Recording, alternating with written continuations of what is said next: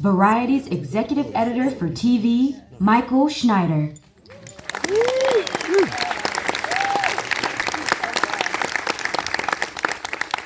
Had a little dance party going on for you guys, warming up the crowd, and we're excited to show you the paper. You are the first audience, I think, anywhere to actually watch it, so very, give yourself a hand for being lucky sons of bitches. So we have the stars of the show to bring out right now and talk about how this all came together. So without further ado, let's bring them out. First up, Alex Edelman.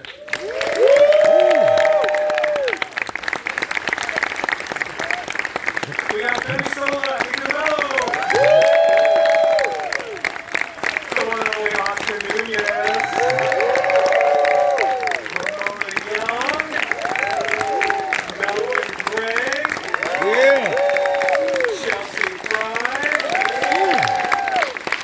Sabrina, Impacciatore. And Domhnall Gleeson. I talked to Domhnall earlier today, and he's like, "It's okay if you fuck up my name, but I tried. I hope you're proud of me." No, you fucked it up. Domhnall. Yeah, close enough. Okay. I'm working on it. Correct. So, well, guys, this is real now. You finished shooting a while ago, so it's probably been a lot of anticipation on finally unleashing the paper on the world. So, what does it feel like to finally have audiences watch it, laugh, and really the response so far has been pretty strong?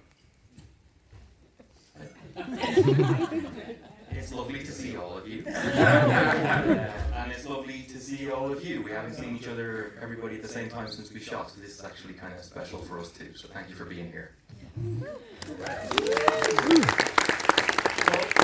So wait, did you guys laugh? Yeah. We heard laughter coming from the crowd, so we've got some Dunder Mifflin t-shirts in the audience. I see some real fans here, so that's fantastic too.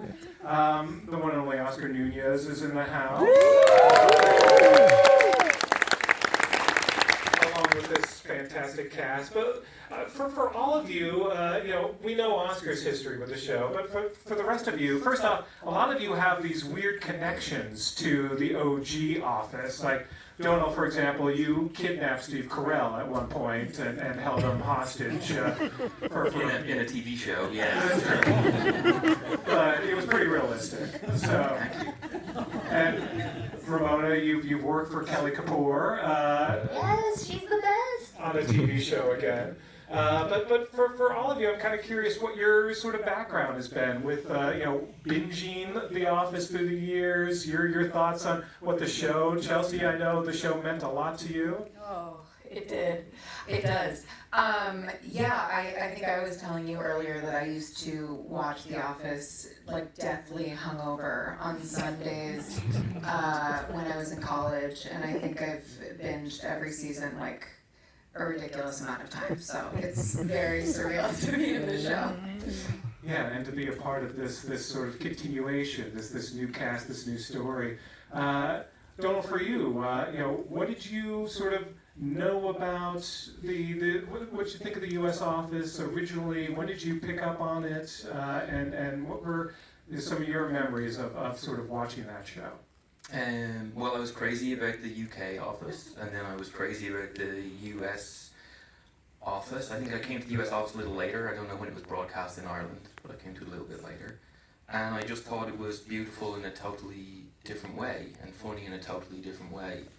And massive fan of Gregg Daniels. And so when they kind of came with this, and I found out that Coleman was doing it too, it was like crazy, but brilliant. Yeah.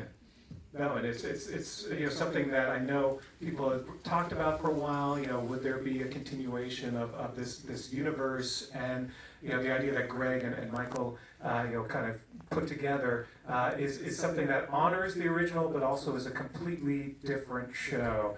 And no one here better to talk about that than the one and only Oscar Nuñez. Oscar. So take us back to when you first heard that A, Gregg was looking to maybe revisit this universe, but B, he had your character specifically in mind as sort of the bridge from the old world to the new world. Yeah, and you all know who Greg Daniels is, and he's more than just the guy who gets me coffee. Yes, he does that. He takes care of my dry cleaning. He does things like that for me because I've been with him a long time, but he does much more than that. He is, in fact, showrunner. And him and Michael Coleman. The confidence for that bit is great. It's the truth. Michael Coleman, who happens to be married to Ellie Kemper, and he's known for his gams. He's got beautiful legs. He's known for that.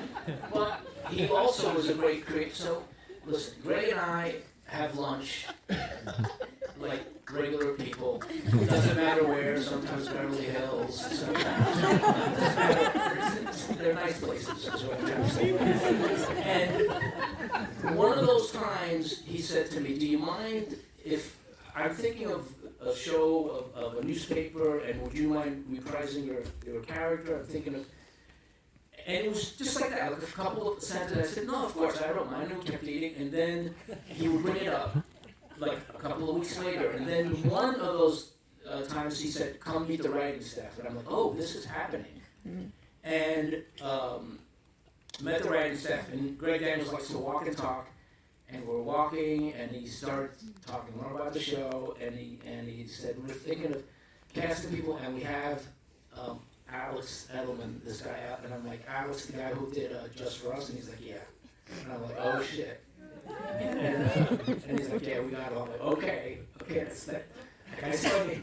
And then we started, we kept meeting, and then Domhnall Gleeson's name came up, and then he mentioned Sabrina, and I'm like, yeah, White Lotus. And so the cast is there. I know I show up. Well, I asked someone else, because I could just keep going and go. So I used to say, when I show up to work, Paul Lieberstein's there. Toby, right? He wrote an episode. He's directing. So it's a wonderful kind of extension of the opera. It's its own thing. This show, as you guys saw, it's a completely different show with wonderful, wonderful talent. Domhnall Gleeson, not too shabby. My wife made me watch the episodes I didn't want to, but she's like, you have to watch them because you're going to look at this Q&A. The last couple of days, and my 12-year-old, a couple of things happened. Every time Sabrina would walk onto the screen, my 12-year-old would laugh so hard that she would fart. And my wife and I, she really looked at it closely. She goes, some of those scenes with Domhnall and Chelsea, I want to say? Yeah. Some of those scenes, they were difficult scenes to do, but these guys were so talented. And so, I mean, it's just so talented that they pulled them off. So, I mean, it's a standalone show, nothing to do with it. It's a wonderful show. I think people should watch it. I wish I could remember what I actually asked Austin. I recall what I asked you, but that was a great answer to whatever I asked you. So, and I love also that you were playing so hard to get with Gregg. Like, you required, like, superstars on this cast before you would commit. People say, hey, what did you think of that script? What made you do that? As if I have a choice to say no to one. I'll do anything, unless it's porn, unless it's horrible. I'm not going to do Christian stuff. So if it's Christian porn, if it's Catholic porn, I'm not doing it. Other than that, I'm doing it. I'll do it. What about Jewish porn? What about just two people sitting at the table looking at each other? And one guy's like, how out? And the wife is like, no. And then it ends. And Oscar, is your agent here tonight? Does anyone have any pitches for them? Sabrina. Yes. Tell us. Hi, hello. I mean, you mentioned Sabrina, of course, in White Lotus. Just stole like that season, every scene you're in. You're fantastic. And Thank you. yeah. Because I'm here, I really want to thank you guys with all my heart because I have a SAG award in Rome in my apartment because of the SAG Ensemble award that we got. And so this is a great occasion to say thank you. That was Everybody, my friends are leaving. Lucy and Stella, say bye to everyone. They're from Texas and they're bailing their board and they're leaving. Bye, talk to you tomorrow. Bye. Oscar, what's happening? What's happening here? I know Lucy since the Groundlings, 35 years, and I invited her when she came with her daughter Stella, who just got into USC. But they double booked, so they had to leave. They had to go to Dan Tannis to have dinner. You know what? I swear I was going to stop doing cocaine and do something tonight, ladies and gentlemen. Yeah, let's stop talking. Oscar really wants that spin-off. He really wants that. He's pushing that spin-off. So Sabrina, what did you sort of know about The Office? How much did you watch over the years, or when this opportunity came? What was your relationship with the franchise? So I had no relationship with the show because I hadn't seen it before. And so when my agent called me I was entering in a plane coming from Cape Town to Rome to Italy. And she called me, she said, did you read the email? It's time sensitive. And I said, I can't, I'm almost flying. She said, you have to read it now. And I read it, and it was The Office. And I heard that it was a legendary show. I heard it was legendary, but I hadn't seen it. So, because I only had 24 hours to get ready for this audition, 11 pages of monologues in English, which I don't know if you can see, it's not my first language. and so on the plane, I met The Office for the first time in my life. And I watched these episodes, I thought, this is a very weird show. Very weird. I didn't get it right away. At first, I thought, is this serious or is this funny? And it was so real, so believable. So I didn't understand if it was a documentary with crazy people, funny, but also weird. So I thought, no, this is not my cup of tea. I'm not able to do this. It's impossible. I can't get this role. It's just impossible. And then I arrived home and I had to do the audition. And I didn't want to do a bad figure. And I was feeling so in awe. And after watching the show, so I thought, because I was in South Africa, I thought, I'm an animal in the savannah. I'm not an actress. Like, the only way to be able to do the audition was because for 8 days I was by myself in the savannah, and I understood that I was an animal. Like, it was a little wild animal. So I thought, a little wild animal is not scared about audition. A little wild animal doesn't give a fuck about the office. A little wild animal doesn't care if Gregg like the animal or not. So I think that I'm just a wild animal and that's it. So I started the audition on Zoom from Rome to LA, and these 5 huge luggages, much taller than me, they were looking at me because I couldn't even touch the luggages. Anyway, this is another thing I have to shut up. And so that was Gregg Daniels, Michael Common, then there were the producers of The Office, Peacock, NBC, the casting director. I was fucked. So I thought, I'm a wild animal. I started the audition. I had learned the lines, I think. I started with the lines, and then suddenly, black. Everything was so black, like I couldn't remember not even one line. And I thought, okay, I just keep talking because I feel that as a brother will talk a lot. And so I said a lot of bullshit, so many bullshit. And then for 40 minutes, I didn't hear any sound. I thought, oh my God, I'm done. And then suddenly, they all appeared. Like they said, Sabrina, we had muted ourselves. You were so funny. That was so good. And I thought, really? Thank you so much. I can't believe it. They said, can you do the audition in 2 days now, like with the memory? So I had to do everything from the beginning after 2 days, you know. So, but now I'm here, and this is a miracle.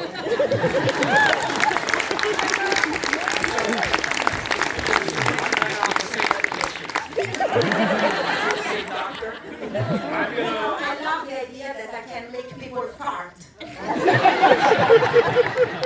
I'm gonna warn the affiliates we're going long, because I just want to talk to this cast all night. So I hope you guys know where to go.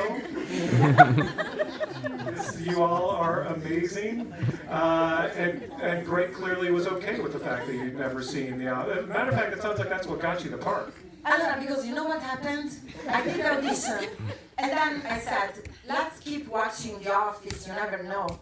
And then everybody disappeared in my life. Like, I didn't hear from Greg Daniels, from Michael Corn, no one. But I became addicted to The Office. And I couldn't stop watching it. And every day I had to watch at least 3-4 episodes to be able to go to sleep. Because it was a mood-changing thing, and I needed it. I needed it, and then that I thought, Alex, what's happening? anyway, it's incredible. But 1 month after becoming addicted to The Office, addicted also to Steve Carell, like, I think I developed a crush on him. A big crush. Yeah. But now it's okay. I know. It's a story. Have you seen him lately? He looks pretty good. Like, if you saw 4 seasons, he looks really good. Oh, he looks incredible. You know what I did? I don't want to talk so much. I just do this because when I got the role, I wanted a blessing. So I wrote to Gregg, can you please, if you're still in touch with Steve Carell, can you please tell him that I think he's one of the greatest artists on this planet? He said, yes, I will tell him. You know, he's in Broadway now, playing Uncle Vanya. I said, really? And so in that moment I thought, I have to go to New York. And so I bought the tickets. I went to New York. I bought the tickets to go to see Uncle Vanya. Very expensive tickets, very expensive. And I went on Broadway. I went to see the show. I saw the show with him. I couldn't believe it. And then I went to the green room to say hi. And he was the sweetest. You can't imagine. He was hugging me. And then he said, you're going to be great, you're going to love it, you're going to have so much fun, you're going to love Gregg. Gregg is a genius, he will make you feel so good. And I felt so blessed that I felt a bit better after that. And then Yeah, I don't know. I was joking that you kidnapped Steve Carell. I think Sabrina may have kidnapped Steve Carell. I'm concerned too. But that's all amazing. And you know what's so funny about binging The Office? I think I bet a bunch of you have binged The Office like 5-6 times by now. Yeah, I see a lot of head shaking. That's just to show that, and you're going to be able to binge the paper as well when it comes out on the 4th. Yeah. So, let's talk more about just being cast. So Domhnall, you know, this idea of becoming Ned, of sort of being the focal point of this new series. What appealed to you about this character, and what made you want to be a part of this world? I wanted to be a part of it because Gregg and Michael had written it, and because it was about journalism, and they care about it. And even though the journalists in this show are not good journalists, they're trying. They're trying, and I think there's something good to be said about that. It felt like a noble pursuit. So that felt good. And then I also really wanted to be part of a great ensemble in comedy, and I know that Gregg is particularly brilliant at building that. And as we all got to spend time together and looking down the line, I think all these actors did an amazing job, and as it goes along and you get to know their characters, I think I fell in love with our ensemble as we went through. And I think people will as well, and I think we should hear from some of them now. Exactly. Well, I will say, at Chelsea, we should talk about Mare because, in some ways, she's the first to really see the spark in Ned's eyes on what this could be. She's a burned out journalist and sort of has given up a little bit of the spirit, but this is the first time that she's kind of felt alive again, and that's sort of what's fun in seeing, in those early episodes.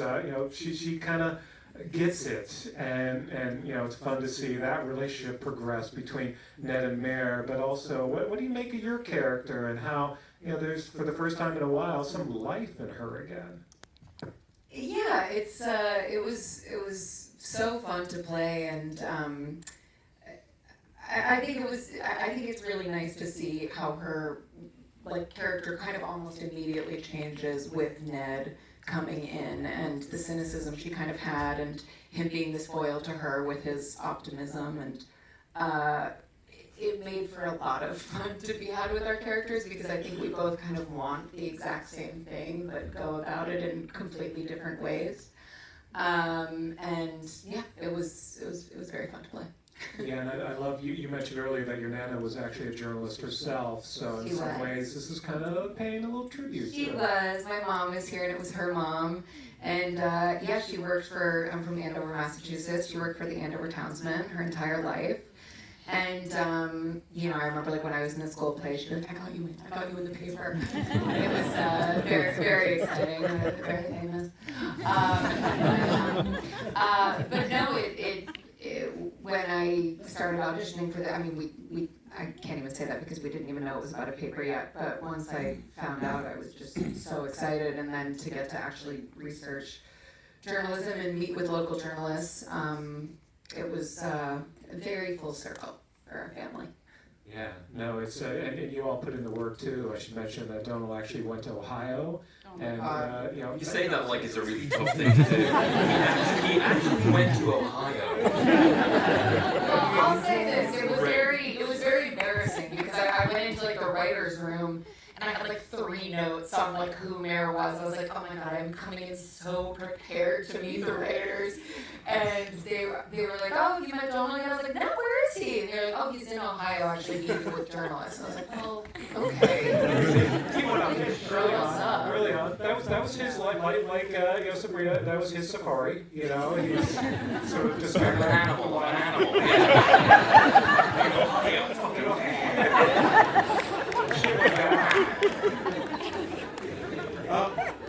Melvin, tell us a little bit about. I love that you're wearing the truth teller hat. You're rapping, very nice. Talk a little bit about what this means for you and to join this ensemble. I mean, this has got to be just sort of a great moment. Yeah, I'm very happy to be a part of it. I'm very happy to be a part of this cast. It's a very funny cast, as you all can see. But yeah, a lot of the roles that I did prior to this one, they had a lot of things in common. So I kind of made a checklist at the top of the year of the type of things I want to find in my next role. And this checked a lot of the boxes. So when it came, it just kind of felt right. And I've been in love with the format, the mockumentary format, for a while. So it just makes sense. Yeah, it's actually interesting because Oscar, obviously you know well how that mockumentary format works, looking at the camera, when not to, sort of playing with that. What was that like for the rest of you? Anyone sort of, was that a learning process? How did you get used to the idea of sometimes you have to have that look, that sort of like eye roll look in the camera? Sometimes you have to be frustrated with the camera. The camera is suddenly a character, these documentarians. Domhnall, what was that like for you to kind of learn that process? It's just another character in the room. I think as we went through the process, one of the great things was the directors who just got us all to really look to each other, listen to each other, and be in tune with each other. And the cameras are part of that dynamic.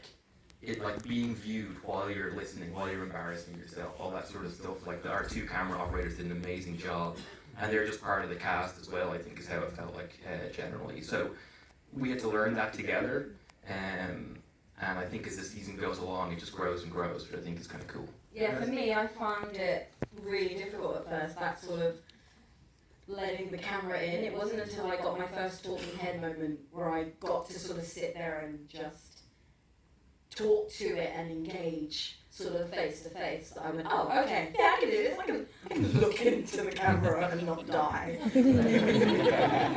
I'm curious for Gbemisola and Alex, since both of you are also writers on the show, how did you learn to kind of incorporate that and write those thoughts? It was interesting from a writer's perspective because sometimes, you know, Gregg is very big on the logic of the cameras as well. Because sometimes you watch a mockumentary style show and the camera's like right here and the character's like, I'm cheating on my wife, and you're like, you wouldn't say that with a camera right here.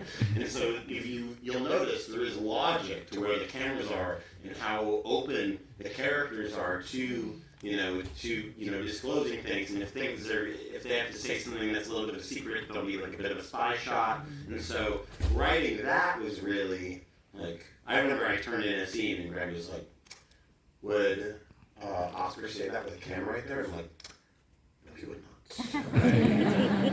Does Oscar like the cameras at this point of the season? I'm like, no, he does not. So it was a really interesting learning curve from a writer's perspective as well. But it's a lot of fun. It also, getting to see this really talented cast from the best seat in the house. You write a scene and then you watch a character spike the lens. And you're like, oh, that's gonna be really fucking funny. Oh, pardon. It's gonna be really freaking funny. Watching everybody like find jokes where you hadn't even anticipated they would. It was really kind of beautiful. You're on streaming. You can say fuck it if you want. Yeah, okay. It's really fucking funny. Hey, what's The Office? I've never seen the show. I go back from the State Farm commercial. It's very strong. For the both of you too, The Office obviously had a strong sort of history of writer-performers. And what's that like for the two of you to kind of continue that and straddle both? Gbemisola, for you, what did that mean for you? I mean, I love it. I think I get a little bit of a cheat code because I get to sort of spend more time with the character than everyone else. So I'm supposed to come in and feel a little bit more like, oh yeah, I know what I'm doing with this character. But I struggled with this because I don't know why. I kind of was scared of Adelola and sort of pitching story for her. I felt a little bit maybe like, I don't know, like, I don't want it to be all about me, and so I tried to sort of devoid myself from kind of and engage with all the other, parts, and then I realised that, oh no, you need to advocate for this character at some point as well. And then maybe very late in the day I was like, okay, this is the Bible, and this is the character, everyone read it, and then I started, and that allowed me to sort of develop some quirks, like the costume for Adelola changed almost overnight from a kind of very sort of beige sort of to just like fly girl with bright boots, and I'm very proud of that. I developed my character based on what I thought would be the most annoying thing for her character to say. Genuinely, she's like, my character's like cool and disaffected, and I'm like, what would she fucking hate? To have a really super like doofy dad with a bunch of toys on his desk. By the way, there were like the toys started to vanish from my desk as the crew found more and more annoying. I know you're not saying it's not true. And he became obnoxious with those. I was not obnoxious with the toys. Shooting random people, there were cameras around, he was shooting bits with There's a Nerf gun that is part of my character.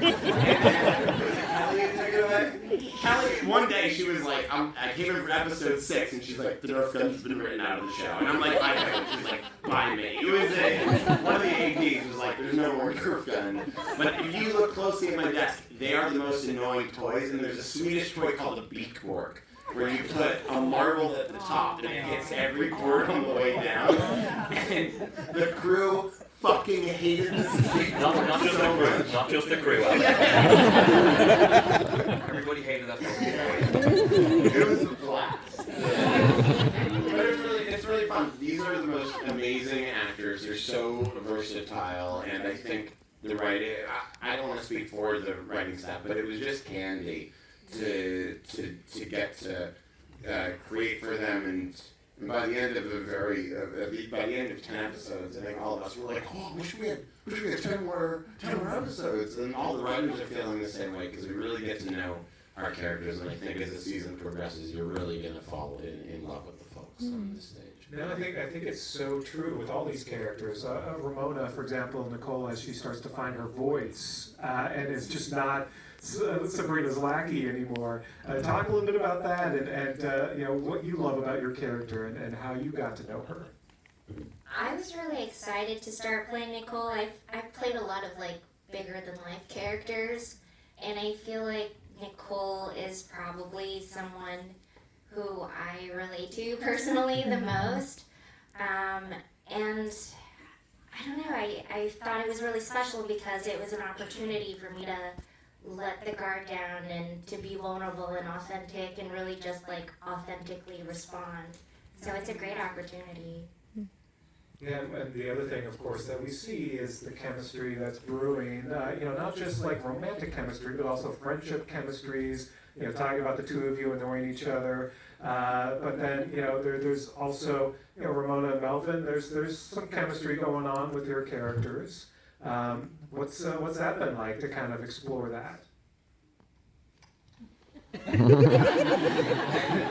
What can you say? Gregg is not here. You can say. Nah, I thought it was cool.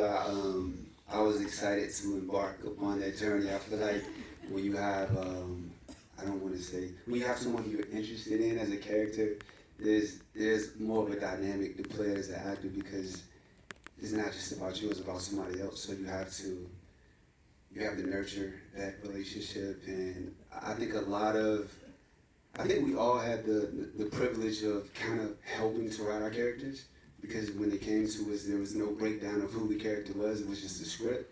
So we had to figure out who this person was based on the script, and a lot of who I based that shit on was someone who was in love with Nicole. So it played a big part into who he is. Yeah, no, it's fun to see all of these. Then, of course, there's that Ned and Mare question. There's chemistry there, so... There is not, no. Shut that down right now. Yeah. There's a NBCU sniper on you right now. I think it's cool. I think it's cool. I think when Ned arrives, his main romance is sort of with the paper. That's all he can see, and the only person he can rely on is Mare. And she's better at her job than he is at his. He just doesn't know it. And I think that's a cool place to start. It's like a relationship of equals, while also being a boss and an employee. It's sort of like an interesting mix of the two things. Yeah, they're very, very different. I mean, it's hard to see, you know, why they kind of band together, other than the fact that they both just love the idea of this paper. So I don't want to give anything away as the season goes on, but it's fun to see them kind of embark on making this paper better, and her growing and how that changes their dynamic as she grows into herself more as a journalist, and also just how much he, you know, annoys her because he's such a nerd. But you know, but like, well, you know, the character. Yeah, not as you. But it just led to like a lot of fun to be had, I would say. Yeah, and then of course there's also the fun of Esmeralda sort of sticking her finger in things, and that's the kind of antagonist that we didn't really have on The Office. This is sort of a fresh take on things on the paper, and that's one thing that makes the show really original. Is Sabrina comes along and she ain't having it, and she's crafty, that one. I'm very different from Esmeralda. And, I promise, I swear. Like, to me, I'm so transparent and I'm so direct because I'm a wild animal that it's very hard. I have issues because of too much transparency and too much wildness. I say what I think. And to me, it took really a big effort to understand how someone could be so manipulative and so sneaky and do the worst things in that horrible way. I thought, she's a monster, she's a bad monster, and how can I make her likable? So I thought the only way, I had this intuition, I saw the bird, like another animal, but this is Tweety, you know. Mi è sembrato di vedere un gatto. That was in Italy. So I thought, Tweety, he is so nasty, he's a monster, he's horrible, but he does that just to survive. Sorry? Tweety Bird from Sylvester. Tweety Bird, yes! What he does to Sylvester, now as a child I was terrified by Tweety, he was terrifying. And this little bird, and I'm very little, but I can be terrified if I want. And I thought, that's the thing, she does what she does to survive. She feels threatened by everybody. She's on constant war. Everybody could be the enemy that, you know, she's bad at everything. She's not good at anything. She doesn't have any idea about journalism. Nothing. Wait, Matt, to make this takeaway. In it, Sylvester Tweety Bird matchup. Your team Sylvester? I'm sorry, what? You root for the cat in the Tweety Bird. No, shouldn't I? No, she's saying that Tweety Bird does the evil things that he does, which are sometimes a bit because he doesn't want to be eaten by the cat. Exactly. Okay, all right. And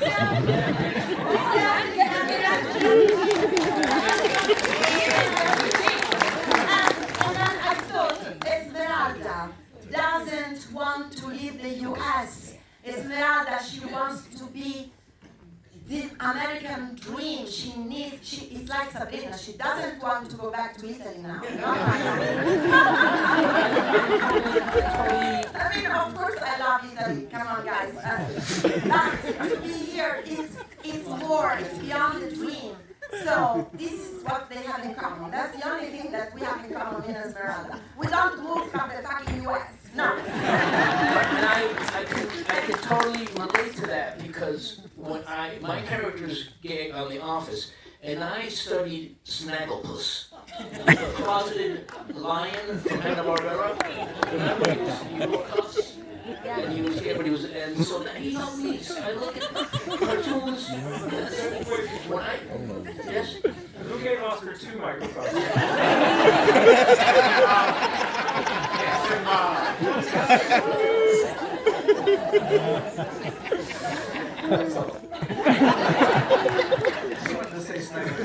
Closeted gay character. A couple more things, and we will end this. I think Alex, you need to work with Sabrina on her own one-woman show. Oh my God! In an absolute second. This will happen. We need that to happen. I would feel so lonely. She's got me. I want Sabrina to play me in my one-man show. And also, Oscar, you ready to do this for another decade? You ready to do this another 10 years? What are we thinking? Talk to my representation, but I think we'll figure something out. Well, I hope so. I hope we get to learn more about these characters for many more seasons, because we have a lot to unpack after tonight, I think. So, thank you so much for coming. Thank you to the cast of The Paper. All episodes on Peacock on September 4. So go binge, and then binge again, and then binge a third time. Thanks, everyone.